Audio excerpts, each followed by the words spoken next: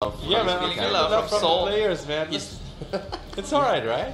We don't always have to be so technical and talk about drafts. No, we don't have to be, but I do want to bring up some important stats. Now, keep in mind that, yes, AirAsia generally tends to have the games longer, and Evos tends to have the games a little bit shorter. Yes. That's there. Agreed. Bigetron as well has had the ability to play longer games, and in fact, it's reflected in how their games had gone on. So we had 40 minutes, 19 minutes, and on the other side there, when Evos went up against Geek Icon, it was 12 minutes and 15 minutes longer. Correct. That's there. So it's also good to note that as games tend to be progressively longer, the drafts would tend towards being more marksman, fighter-like.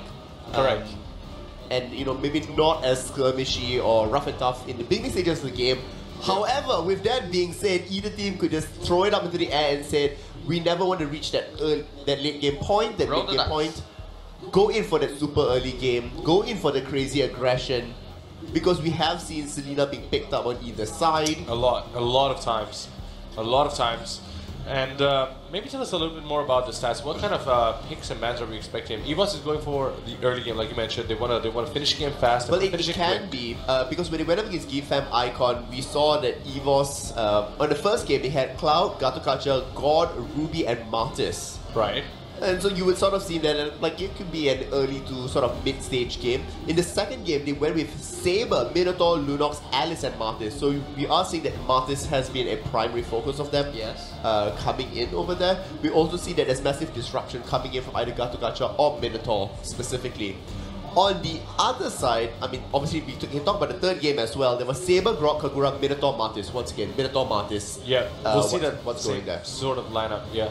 For Bigetron SG on the other side, they did say that they had one off pick that they were going through, but still nonetheless, Chao, Alice, Grok, Hayabusa, Selena, followed by Chao, Minotaur, Yishu Shin, Harley, Martis. Very different lineup of what they want to be. But the Yishu Shin didn't work for them, did it? It didn't. No, it did not. They lost that game. Yeah. But finally, in the end, it was once again Minotaur, Kaja, Selena, Aldous, and Gushen.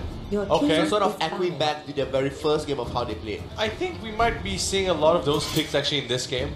But I remember when Bigetron and Evos went up against each other in the regular season, it was a 2-0 if I'm not mistaken, right? 3 tank bans. This was also a little bit behind. Yes, Lunox, Selena, Hellcat, all of this is very much open.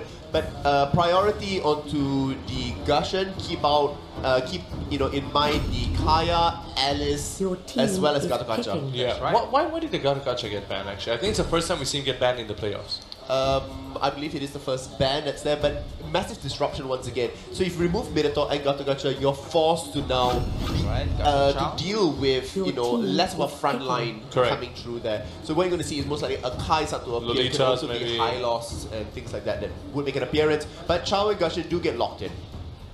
Right now, Evos SG can go with Martis. Yeah. Lunox, Selena is also open, but I believe they already have enough magic damage. They do have enough magic damage. As of now. Martis is definitely the option to go out here and to steal away one of the first tanks. So we can go with the Akai there. Wow, still want to go with the Lunox. Lunox is never a bad choice. Lunox plus Selena, that's a lot of magic damage. Martis. In fact. Okay. That's good. Your team is picking. So can go for the Selena over here. That is an option. It also depends here. Does Bigetron want to go in for a marksman?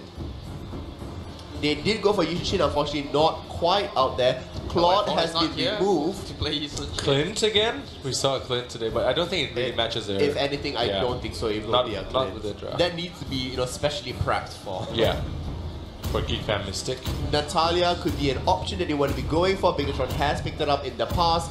I do want to see a Bane. No, in fact, it is going to be Hayabusa that does get locked in. WQXD will be the one that plays the Hayabusa. It works really well. How's the performance of the Hayabusa so far? Hayabusa was picked by WQXD, exactly what Edwin mentioned. 3, 2, and 6. However, it was the highest goal in the entire game, which was 16,000. He was split pushing the entire time, wasn't he? As he's supposed to be.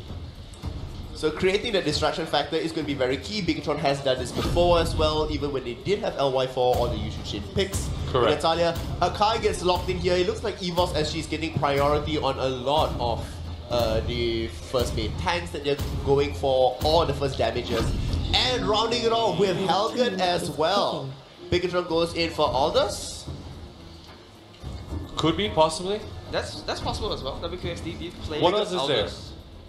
against Saiyan. Aldous and won. goes up and can smash through multiple members there.